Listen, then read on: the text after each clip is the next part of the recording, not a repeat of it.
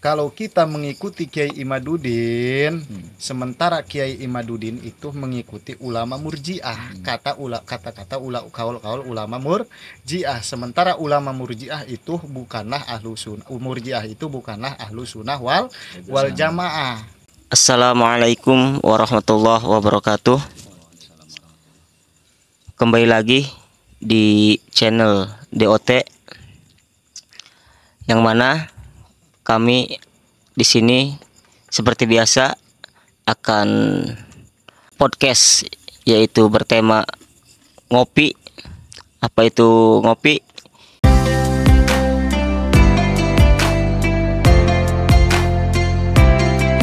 Dan video ini juga akan melanjutkan video kemarin yang telah ramai di channel DOT. Bagaimana untuk kelanjutannya? Saksikan. Jangan lupa subscribe, like, and comment.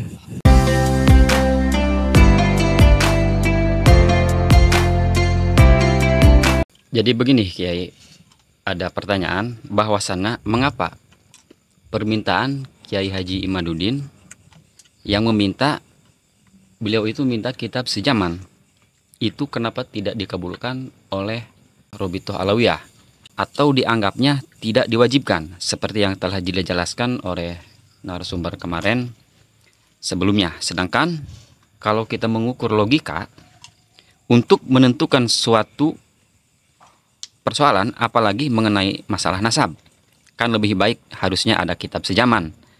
Dengan adanya kitab sejaman, otomatis segalanya ditulis dan secara rinci dan juga jelas karena adanya kitab sejaman.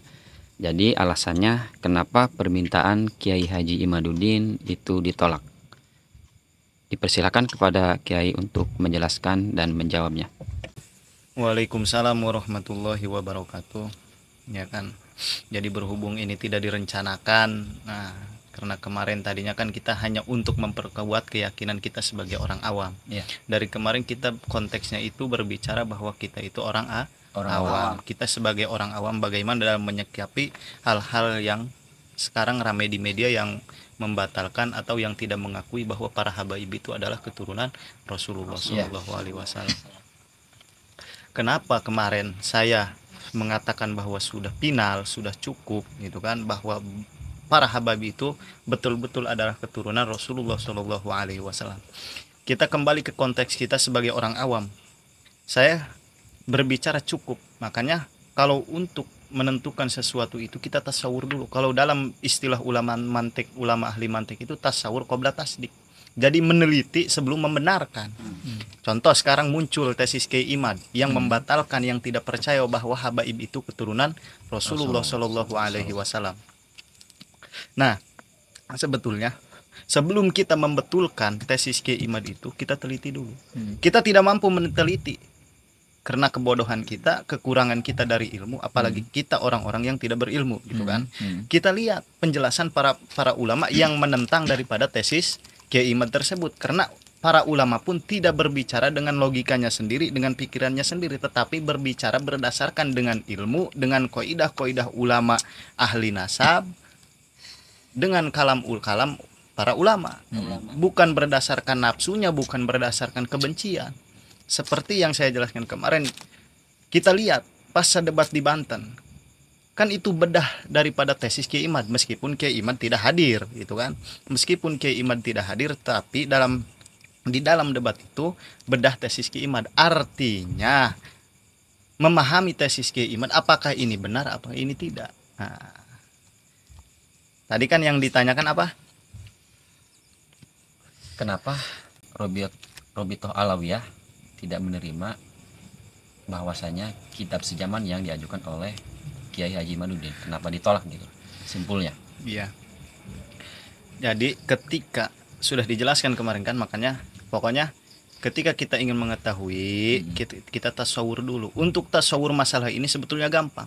Sudah banyak video-videonya di YouTube pasca diskusi ilmiah di Banten. Tinggal kita lihat. Setelah kita lihat baru kita tasdik mau ikut ke yang mana gitu kan. Sebetulnya di situ sudah dipertontonkan jelas Pertama, tadi yang dipertanyakan apa masalah kitab sejaman. Nah, jadi kan ketika kita berbicara suatu bidang ilmu, maka kita kembali kepada kaidah-kaidah ilmu tersebut sebagaimana yang dijelaskan kemarin pas debat di Banten. Otomatis ketika kita berbicara dalam ilmu nasab, kita kembali kepada kaidah ilmu nasab, kaidah ulama-ulama ahli nasab. Sementara ulama ahli nasab itu dalam mengisbat nasab, seperti yang dijelaskan kemarin, salah satunya Said Husain Al-Haidar Al-Hashimi, ya kan? Terus ada Syekh Ibrahim bin Mansur. Bagaimana cara mengetahui nasab, menetapkan nasab seseorang? Nah, kita ambil para habaib sekarang, ya kan? Para habaib. Pertama, qabulu da'wan nas bi ansabihim, pengakuan manusia terhadap nasabnya, ya kan? Seperti para habaib mengaku sebagai habaib. Dengan apa bisa diketahuinya? Ala syuhrah wal istifadah. Pertama, syuhrah wal istifadah. Ketika sudah masyhur wal istifadah, maka cukup. Nah, kenapa bisa diambil cukup? Padahal ada beberapa metode gitu kan, ada beberapa metode.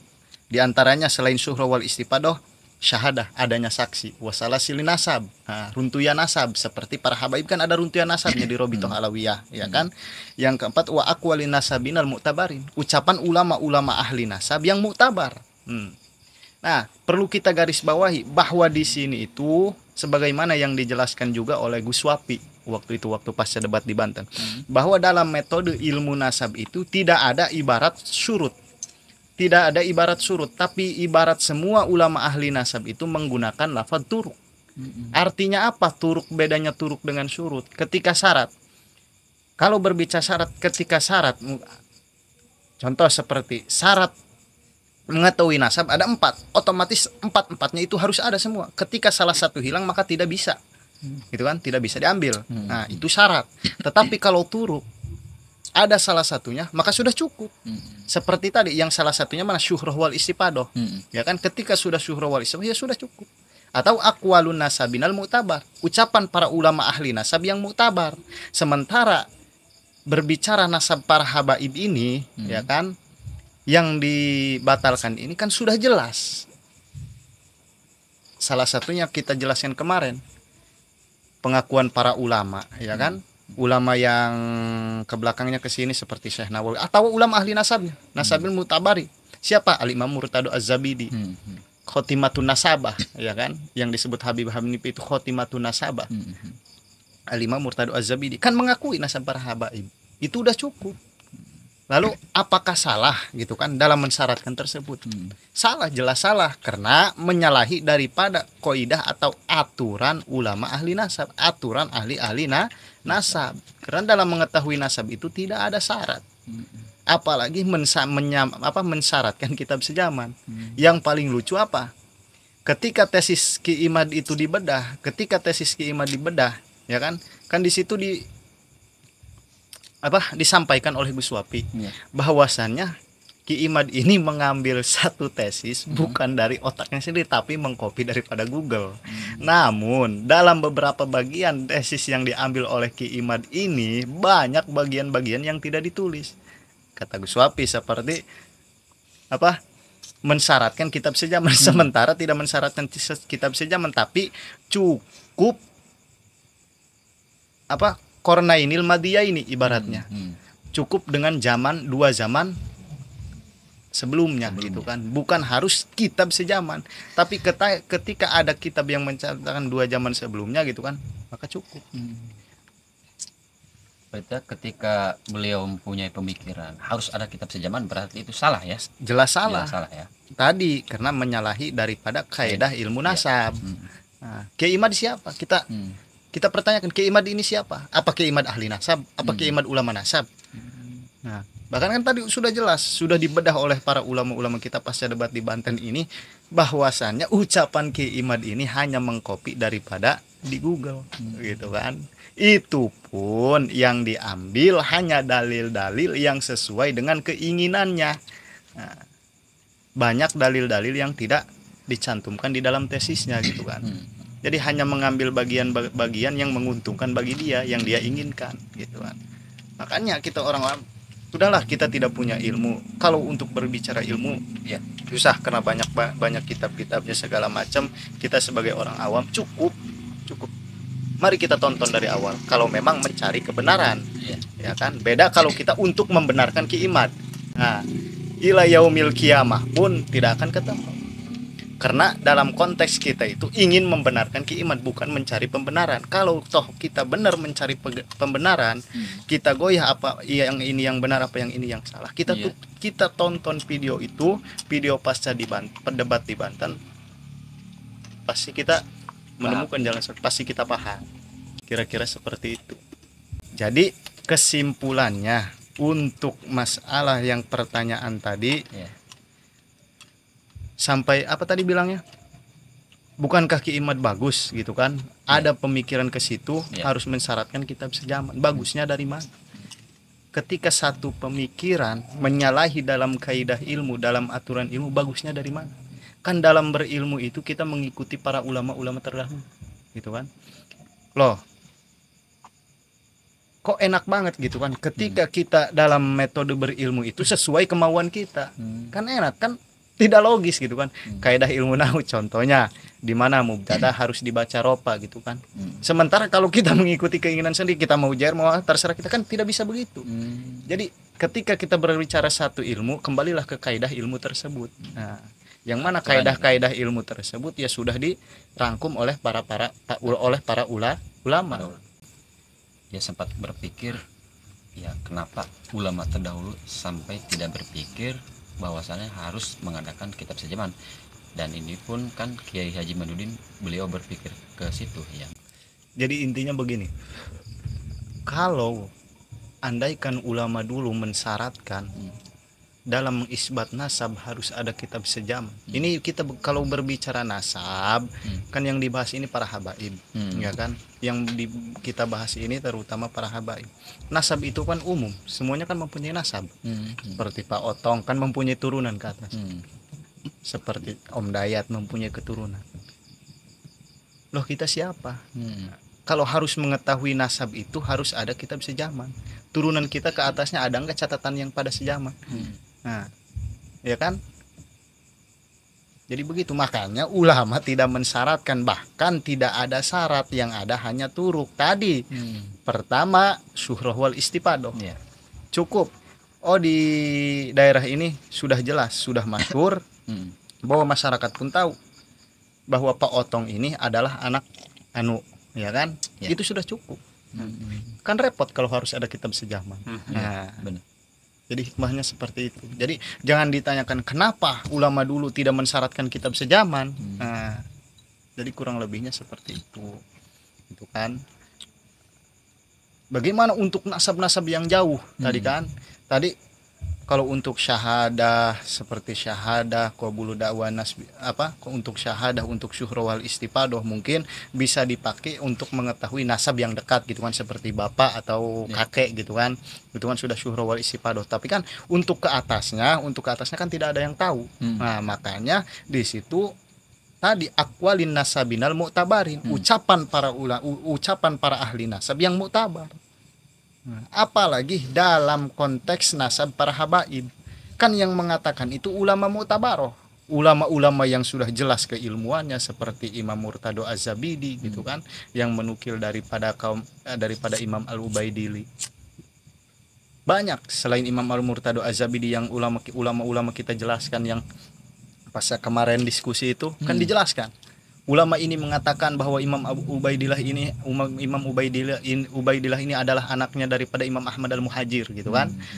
Dari kitab ini, ulama ini mengatakan dari kitab ini, ulama ini mengatakan dari kitab ini. Kita sebagai orang awam cukup mendengarkan, menyaksikan, kan cukup simpel. Kenapa kok harus dibawa ribet gitu kan?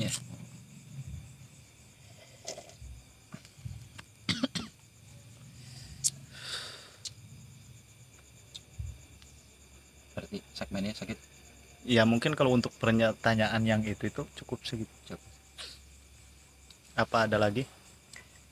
Baik, terima kasih. Ini ada pertanyaan selanjutnya.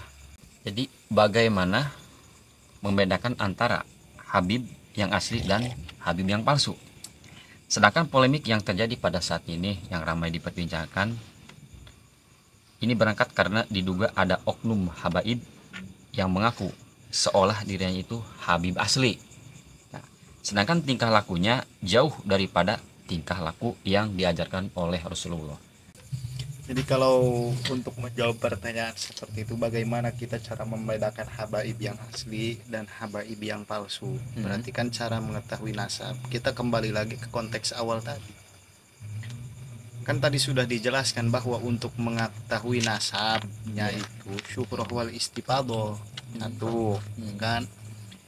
Yang kedua syahadah, adanya saksi, salasilin nasab, ya kan, runtuyan nasab atau akwalin nasabinal mu'tabari. Contoh begini, mungkin bisa dicontohkan seperti ini. Ketika datang seseorang kepada kita, dia mengaku habib, gitu kan? Ya. Bagaimana kita cara mengetahui dia habib Palsu atau asli? asli. Kan dia datang itu pastinya dia dari daerah mana, gitu kan? Kan pasti kalau dia habib itu pasti sudah syukur wal istifadah. Tidak perlu ramai di media, syukur itu tidak perlu harus masyhur di media atau di mana. Minimal satu kampungnya itu kan pasti tahu. Nah, ya kan? Atau tidak syukur wal istifadah itu syahadah, adanya saksi. Adanya saksi. Kalau adanya saksi yang mengetahui bahwa dia ini seorang habib, itu udah cukup. Nah, adapun betul atau tidaknya saksi itu berbohong atau tidaknya, ya itu kembali lagi kepada dia. Yang penting tadi kita mengakui nasab seseorang itu sesuai daripada kaidah ulama ahli nasab. Ya karena kan sekarang banyak, ya maaf ya, di media sosial itu kan ada yang mengaku bahwa dirinya habib, sedangkan kelakuannya sendiri jauh daripada yang diajarkan oleh Rasulullah. Nah, kalau untuk berbicara seorang habib yang kelakuannya tadi yang ditanyakan jauh daripada Rasulullah Shallallahu Alaihi Wasallam, sebetulnya kita sudah jelaskan kemarin, gitu kan? Ya. Harus kita bisa memisahkan, gitu kan? Ya. Tapi kita simpulkan begini. Dalam menyikapi para habaib, ya kan? Bagaimana kita berpegang teguh terhadap para habaib itu? Kemarin kan belum dijelaskan. Ya. Di dalam kitab Tuhfatul Ahwadi, yang dimana keterangan ini ditulis di dalam kitab Ittihaful Murid. Nah, di situ Al-Imam Al-Qori, ya kan? Qala Al-Qori wa fi kitab Tuhfatil Ahwadi qala Al-Qori rahimahullahu taala. Imam Qori mengatakan, wal muradu bil akhdhi bihim at-tamasuk bi mahabbatihim. Jadi berpegang teguh, satu, kita mencintai, wa muhafadhu hurmatihim, menjaga kemuliaan seorang habib tersebut, menjaga kehormatan seorang habib tersebut. Nah, kenapa saya jelaskan itu terlebih dahulu? Oke lah, dalam konteks para habaib yang keluar daripada koridor aturan Rasulullah Shallallahu Alaihi Wasallam, kan itu sudah jelas. Bedakan antara cinta dengan mengikuti. Tapi hati-hati. Imam Qori mengatakan ada kalimat wa muhafadhu hurmatihim, menjaga kehormatan kemuliaan seorang habib, seorang keturunan Rasulullah Shallallahu Alaihi Wasallam. Jangan sampai kita mengakui cinta kepada habib, kita melihat kelakuan jelek habib. Oke, bukan berarti kita tidak mengakui ini kelakuan tidak salah, bukan membenarkan, tapi yang miris, yang perlu kita jaga hati-hati dengan menjelekannya. Kita mengetahui kelakuan jeleknya dengan menjelekannya itu beda. Contoh begini, maaf, ada seorang habib yang tadi dipertanyakan, kelakuannya jauh daripada Rasulullah, ya gitu kan. Nah, makanya untuk mengikuti para habaib itu tadi saya jelaskan, menjaga kehormatannya, menjaga kemuliaannya, ya kan. Wal amalu bi riwayatihim wal i'timadu ala maqalatihim. Nah, di sini ada juga dalam keterangan Imam Ibnu Malik. Nah, dalam keterangan Imam Ibnu Malik itu menjelaskan tentang mencintai keluarga Nabi, mengamalkan ucapan para habaib, gitu kan. Mengamalkan ucapan para habaib ini, wal ihtida'u bihadihim wa syiaratihim, ibaratnya seperti itu. Nah, di sini ditambahi oleh Said Jamaluddin begini, idza lam yakun mukhalifan lidin. Ketika para habaib itu, para zuriyah Rasulullah itu tidak keluar daripada aturan agama, tidak menyalahi daripada aturan agama. Nah, Seperti yang dijelaskan pertemuan kita kemarin, ketika keluar daripada aturan agama, ketika keluar daripada aturan syariat, tidak wajib untuk kita mengikuti. Tapi tadi yang perlu diawasi, hati-hati, jangan sampai kita cinta tapi kita menjelekan. Kita tahu bahwa ini tidak sesuai dengan syariat, tidak sesuai dengan agama, cukup untuk kita tidak ikuti, tapi bukan berarti kita menjelekan habaib tersebut.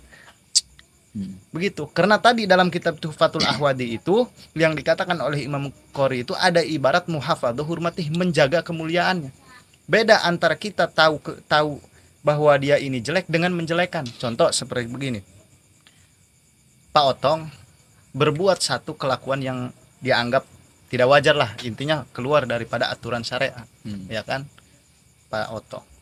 Saya tahu kejelekan Pak Otong, cukup untuk tidak saya ikuti, bukan berarti saya menjelekan Pak Otong. Nah, ya kan, kalau kita sampai menjelekan para habaib yang keluar daripada koridor syariat tersebut, berarti kita menyalahi, tidak termasuk daripada muhafadzah hurmatihim, menjaga kemuliaan beliau, menjaga kehormatan beliau. Nah, makanya hati-hati, kita cukup tahu kalau ada habaib seperti ini, ya sudah cukup untuk kita tidak ikuti. Bukan berarti kita tidak cinta, bukan berarti kita harus menghilangkan kecintaan kita, karena kecintaan itu sudah kita bahas kemarin. Cinta kepada para habaib itu anjuran, itu keharusan, itu perintah Allah, gitu kan. Nah, jadi bedakan antara taat dengan cinta, sudah dijelaskan kemarin, bedakan antara cinta dengan taat, ya kan. Nah, makanya untuk menyikapi ini, gitu kan, menanggapi hal ini, hati-hati. Sekalipun kita mengaku cinta, beda konteks kalau kita menjelekan. Nah, cinta tersebut itu iya, kita berpegang teguh dalam mencintai para habaib. Yang nomor kedua yang dijelaskan Imam Qori itu muhafadzah hurmati, menjaga kemuliaan kehormatan para habaib tersebut. Jangan terbawa-bawa suasana karena lagi rame, gitu kan.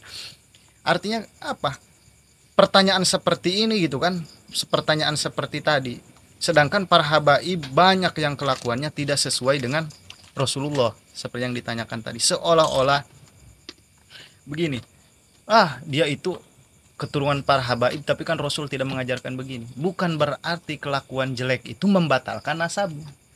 Contoh seperti Pak Otong, 3 bersaudara, gitu kan, anak siapa? Contoh Pak Otong anak Bapak Udin. Nah, Pak Otong anak Bapak Udin. Bisa tidak karena Pak Otong itu nakal, gitu kan. Pak Otong mah tidak sesuai Pak Udin, sedangkan Bapak Pak Otong itu soleh, gitu kan. Sedangkan Bapak Pak Otong soleh. Masa iya anak Pak Udin kayak gini? Kan tidak bisa seperti itu.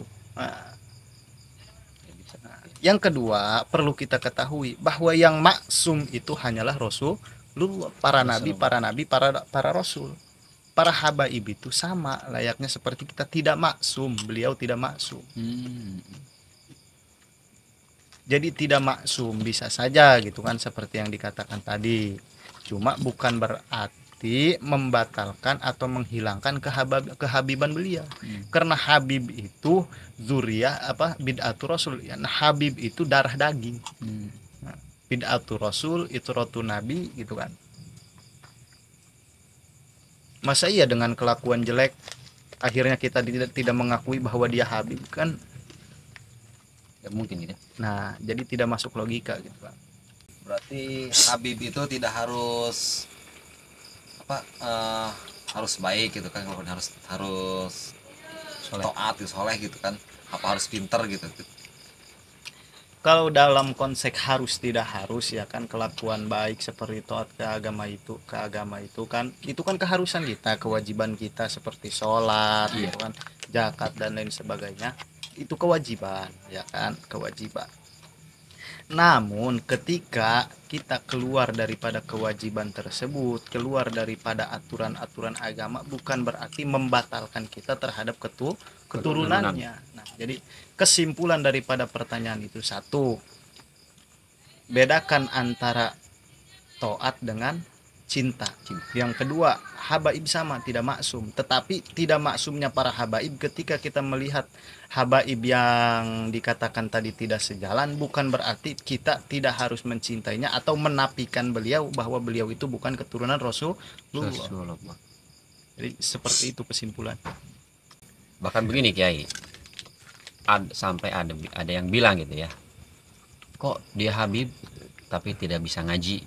Kok dia Habib baca kitabnya belepotan, gimana keilmuannya kurang. Itu bagaimana itu kayak menyikapi hal seperti itu? Apakah diukur dari mananya gitu Kak Habib? Sama halnya menyikapi pertanyaan tadi, sama halnya seperti yang awal sebetulnya. Kok Habib seperti ini, kok Habib seperti ini. Dalam segi ilmu pun, guru saya pernah mengatakan bahwa al ilmu bita'alum la binasab. Ilmu itu hasilnya dengan belajar, bukan dengan keturunan. Sekalipun anak kiai, anak Habib, anak Abu, ya kalau tidak ngaji tidak akan bisa ngaji. Kan seperti itu. Jadi al ilmu, ilmu itu dengan belajar, bukan dengan keturunan. Nah, sekalipun anak dokter, kalau dia tidak belajar kedokteran kan tidak akan jadi dokter. Nah, seperti itu konteksnya. Jadi tidak bisa diukur dengan Iya. keilmuan bahwa dia itu Habib gitu. Kan sudah saya jelaskan. Intinya begini, kesimpulannya bahwa Habib itu, kata Habib gitu kan, kata Habib yang dikatakan di kita masyhur, kata Habib itu adalah darah daging keturunan Rasulullah Shallallahu Alaihi Wasallam. Bedakan dong antara darah daging dengan kelakuan. Bedakan antara darah daging dengan ilmu, gitu kan? Berarti ada pemisah, ada pembeda gitu. Iya, ada pembeda. Habib yang tidak sesuai kelakuannya, ya kita tidak mencintai kelakuannya, kita mencintai dia sebagai zuriyah Rasul. Tidak Kan jelas. kelakuannya gitu. Ya iya, kita tidak tidak menyukai juga atas kelakuannya, tapi bukan berarti kita tidak mencintai daripada darah dagingnya, gitu kan. Jadi jangan Karena disakup gitu. ya, karena konteks dari kemarin bahwa mencintai para habaib itu, nah, sama dijelaskan dalam diskusi ilmiah di Banten, bahwa mencintai para habaib itu, mencintai keturunan Rasulullah itu adalah suatu kewajiban. Nah, ingat, suatu kewajiban. Beda dengan toat. Toat itu suatu kewajiban ketika sesuai dengan jalur koridor agama, sesuai dengan daripada syariat. Ketika keluar daripada syariat tidak wajib untuk taat, kan begitu. Kalau mencintai darah daging Nabi itu suatu kewajiban yang mutlak. Nah, kita mencintai darah dagingnya.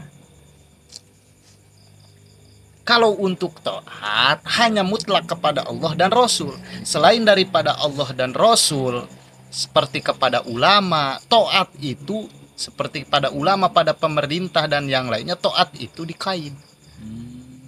Artinya dikaid itu tadi, idza lam yakun mukhalifan lidin, selagi taat tersebut tidak keluar daripada koridor agama. Ketika keluar daripada koridor agama, contoh seperti pemerintah atau ulama berkata hal yang tidak sesuai dengan syariat, hal yang tidak sesuai dengan agama, maka jangan kita ikuti. La ta'ata li makhlukin fi ma'siyatil khaliq, sudah kita bahas kemarin gitu kan. Jadi garis bawahnya seperti itu. Mencintai keluarga Nabi, mencintai zuriyah Nabi, mencintai ahlul bait Nabi itu suatu kewajiban tanpa kaid. Tapi mencintai atau taat kepada para habaib, berpegang teguh kepada ucapannya, mengikuti perilaku para habaib, itu tidak kait ketika perilaku tersebut, ucapan tersebut tidak berbenturan dengan agama, tidak berbenturan dengan syariat, gitu kan. Makanya untuk khusus kita orang-orang awam yang mencintai para habaib tadi perlu dijaga, perlu diraksa. Bukan berarti kita melihat habib yang tidak sesuai kelakuannya, bukan berarti kita harus menjelekkan habib tersebut. Cukup untuk kita tidak ikuti, cukup untuk kita tidak ikuti. Bukan berarti kita mempertontonkan, apalagi sampai menjelekkan kelakuan jeleknya tersebut. Karena kepada para habaib tadi yang seperti yang dijelaskan sebelumnya gitu kan, muhafadzah hurmatim, kita menjaga kemuliaan mereka, kita menjaga kehormatan mereka. Bukan untuk para habaib saja, bahkan kalau dalam konteks menjelekan itu, tidak menjaga kehormatan itu kan di agama juga dijelaskan. Kita menjelekan orang lain itu kan tidak boleh. Menjelek-jelekan orang lain itu tidak boleh. Beda masalahnya kita melihat orang lain itu jelek gitu kan. Oh, kita cukup tahu, bukan berarti kita menjelekan. Semua orang itu tidak luput dari dosa gitu kan. Al insan mahalul khoto wa nisyan, apalagi kita orang manusia biasa gitu kan. Tidak ada yang maksum selain daripada Rasulullah, sudah dijelaskan tadi. Jadi begini Kiai, ada penjelasan bahkan ramai bahwa habaib itu semena-mena ke, khususnya di Indonesia ya, ke kita orang pribumi. Yang jadi pertanyaan saya, apakah Habib yang ada di Indonesia itu bukan pribumi, sedangkan kan konteks pribumi tersebut bagaimana? Silakan dijelaskan. Jadi munculnya istilah pribumi ini bukan pribumi, justru ini timbulnya daripada munculnya tesis yang mengatakan bahwa para habaib itu bukan keturunan Rasulullah, yang kedua para habaib itu bukan pribumi. Dari sinilah munculnya. Nah, hal seperti itulah menurut saya dianggap tidak penting. Apalagi apa sih ada istilah pribumi tidak pribumi? Dari mana tidak pribuminya para habaib? Kan mereka tinggal di Indonesia gitu kan.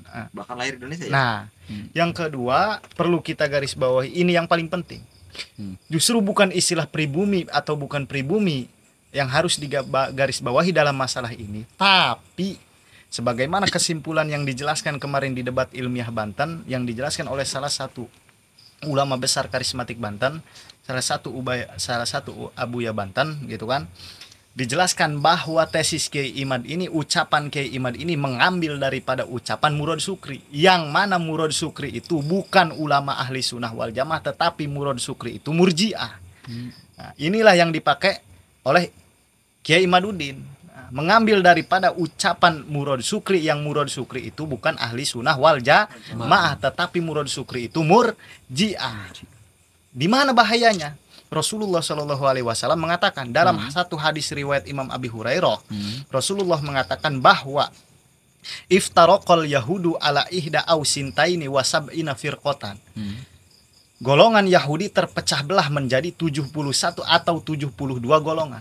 Begitupun golongan Nasrani terpecah belah menjadi 72 atau 71 golongan. Wa taftariku ummati, kata Nabi, dan umatku pun umat Islam akan terpecah belah menjadi 73 golongan dalam riwayat hadis Imam Abi Hurairah. Dalam riwayat lain, di dalam hadis riwayat Imam Anas, Rasulullah SAW mengatakan bahwa umat Islam ini akan terpecah belah menjadi 72 golongan. Kulluha finar illa wahidah, terkecuali satu golongan yang akan selamat. Siapa golongan tersebut? Al-jamaah, itulah ahlu sunnah wal jamaah. Mana yang 72 golongan yang disebutkan tersebut, ya kan?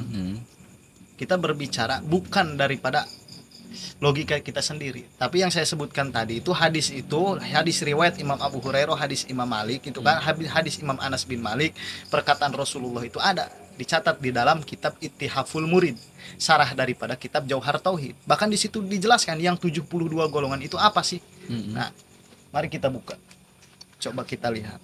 Yang 72 golongan ini Pak ahlu sunnah wal jamaah thaifatun wahidatun. Ahlu sunnah wal jamaah ini hanyalah satu golongan. Yang mana kalau kita jelaskan apa sih ahlu sunnah wal jamaah itu, apa sih perbedaannya, nah itu akan memanjang lagi. Kita konteksnya kan fokus kepada para habaib, ya kan? Yang digarisbawahi salah satunya wal khawarij khamsa asyarata firqatan. Kaum khawarij terbagi 15 golongan. Wal mu'tazilah mu'tazilah itu 6 golongan. Wal murji'ah isnata asyarata firqatan. Murji'ah ini terbagi 12. Yang mana tadi Murad Sukri itu termasuk murji'ah. Berarti otomatis ucapan ini, pendapat ini keluar daripada koridor ahlu sunnah wal jamaah.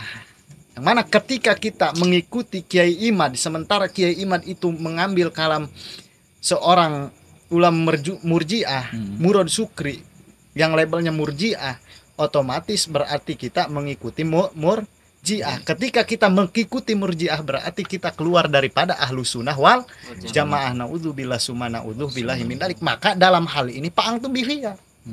Silahkan Anda buka pikiran Anda buka lebar mata-mata Anda, silahkan Anda mau pilih yang mana. Sudah dijelaskan oleh ulama bahwa ini kaul murji'ah, bukan ahlu sunnah wal jamaah. Ini kaul ahlu sunnah wal jamaah, mengakui semua para habaib itu keturunan Rasulullah. Ketika sudah dijelaskan, sudah tahu, seperti kita nih, orang awam kita sekarang sudah tahu bahwa tesis ini itu kalam murji'ah. Ahlu sunnah ini yang mencintai para habaib. Pak Anta bil khiyar, tidak ada pemaksaan, silahkan pilih.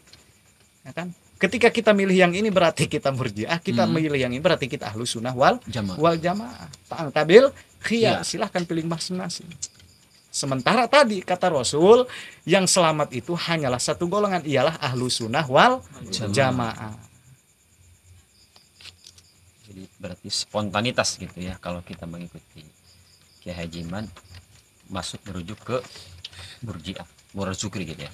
Kalau kita mengikuti Kiai Imaduddin, sementara Kiai Imaduddin itu mengikuti ulama Murji'ah, kata-kata kaul ulama Murji'ah. Sementara ulama Murji'ah itu bukanlah ahlu sunnah, Murji'ah itu bukanlah ahlu sunnah wal jamaah. Kok keras amat Kiai sampai keluar daripada ahlu sunnah wal jamaah? Ya emang faktanya seperti itu.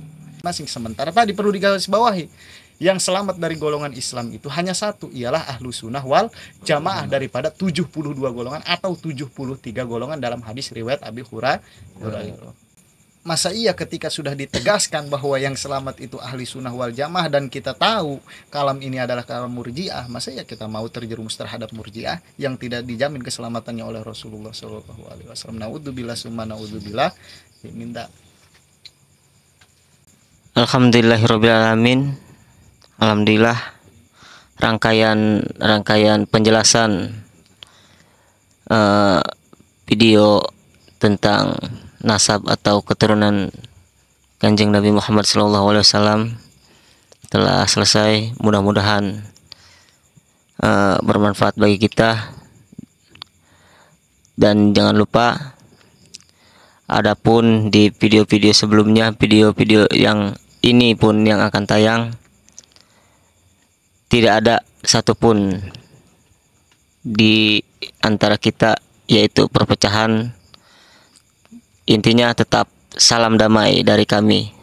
Sekian, assalamualaikum warahmatullahi wabarakatuh.